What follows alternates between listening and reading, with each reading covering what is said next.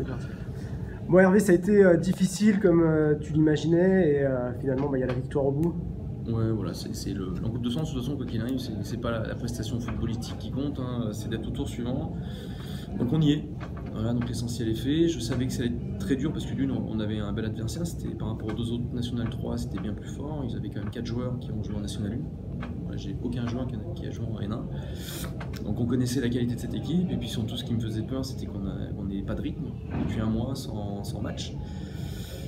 J'ai tenté de faire des matchs amicaux. C'était très compliqué. Donc je savais qu'on allait souffrir physiquement. Ça s'est passé comme prévu. Après, on a compensé par énormément de dépenses mentales. Voilà, c'est un match qu'on a été chercher avec les tripes, avec une réorganisation en deuxième période qui était plus adaptée à la problématique que nous posait Chaland. Et voilà, tous ces paramètres ont fait qu'on s'est qualifié logiquement. Un match en deux temps, du coup, marqué de savoir pas l'occasion, on mérite de gagner en fonction des occasions qu'on a eues, quoi. C'est vrai que Chaland s'est pas procuré beaucoup d'occasions en deuxième mi-temps. Et puis en deuxième mi-temps, ça m'a fait penser un peu au match de Chamalières. Ils nous ont beaucoup bougé en première mi-temps dans le milieu de terrain, sans être vraiment dangereux offensivement. Et en deuxième mi-temps, par contre, on a rivalisé dans le milieu. Et c'est vrai que de mémoire, je crois qu'ils n'ont pas d'occasion en deuxième. Non. Mais non, c'était une très belle équipe. Hein, je le savais. Donc on n'a pas fait d'exploit, certes, mais on n'est jamais tombé dans les pièges jusqu'à présent. Et ça, c'est pas évident. Tu t'attendais à ce qu'ils jouent comme ça ou tu t'attendais à ce qu'ils soient un peu plus en bloc? Non, je savais que c'était une équipe joueuse, j'avais prévenu, c'est une équipe qui joue au ballon. C'est vraiment une belle équipe. Les joueurs parlaient du côté psychologique, ils étaient un peu tendus par l'enjeu, tout ça.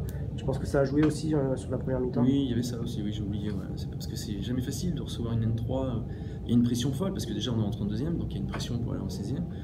Et recevoir une équipe qui est inférieure, on n'a pas le droit à l'erreur. C'est vrai que c'est vous qui aviez à perdre ce soir. Voilà, c'était Saint-Flour et cette équipe-là, on était des losers si on se faisait éliminer. Hein. Donc c'est pour ça que je vous dis que mentalement on a fait un gros match, parce qu'on ne s'est pas désorganisé mentalement. À la mi-temps, voilà, on a recadré beaucoup de choses tactiquement et surtout mentalement, et les garçons ont mérité leur qualification. Puis moi, ça m'a fait penser, comme je disais, à Chamalières avec Kevin Zinga, avec Geoffrey Lobo, qui sont rentrés et qui ont fait la différence sur la deuxième mi-temps. Ouais, sans oublier Steven Debody, les trois en rentrant. Les trois sont impliqués sur le but d'ailleurs. Voilà, les trois sont impliqués sur le but, effectivement. Voilà, donc, le deuxième but, c'est côté gauche avec Geoffrey voilà, qui dédouble, et puis le troisième, c'est les trois qui sont au rendez-vous. Du coup, forcément, la notion de groupe est importante. On l'a vu ce soir, les remplaçants ont fait la différence, mais avec le calendrier qui vous attend, au final, tu auras besoin de tout le monde. Ah oui, là, de toute façon, je vous dis, c'est un marathon. Et là, on est heureux de la coupe, mais le championnat va être dur à gérer physiquement et mentalement, parce que les joueurs, ils ont en tête la coupe. Ouais, ça dépend après de qui pas sorti de la coupe.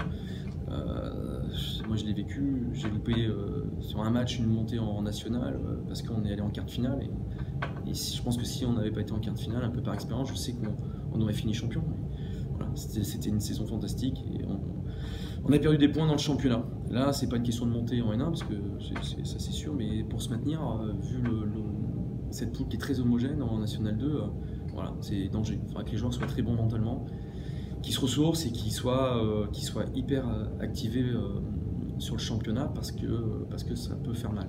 Comme je disais tout à l'heure à Steven, du coup, depuis ton arrivée, puis l'arrivée aussi de pas mal de joueurs, une montée en N2, un 32e contre les Herbiers, maintenant un 16e, vraiment sur une spirale positive. Ah oui, ça c'est sûr. On peut pas le nier, hein, en toute humilité, mais oui, depuis 4 saisons, le club est en train de grandir, pas que l'équipe première, mais dans d'autres domaines aussi. Et puis pour l'équipe première, oui, être champion de N3, c'est très compliqué. Faire des bonnes saisons N3, finir dans les 3-4 premiers, c'est abordable, mais finir champion, donc on l'a fait. On a répondu présent sur l'objectif championnat, et puis la coupe, c'est du bonus. Et aujourd'hui, on est en 16e avec un espoir d'avoir une belle affiche ici, ou d'aller faire un match à l'extérieur où on pourra avoir 50% de chance de passer. Justement, toi, c'est quoi ton tirage rêvé là, pour lundi soir? Toujours pareil, jouer à domicile déjà, voilà, pour les Angoumoisins, pour nous.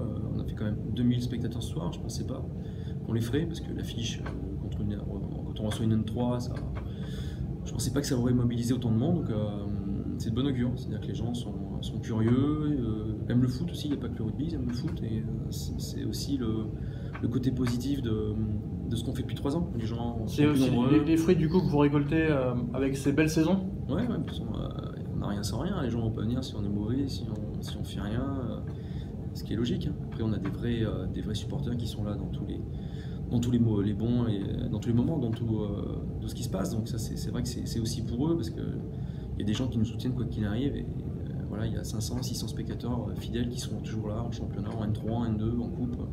Et voilà, ma pensée va beaucoup pour eux parce que ça me fait plaisir de leur donner un petit peu de plaisir au niveau football.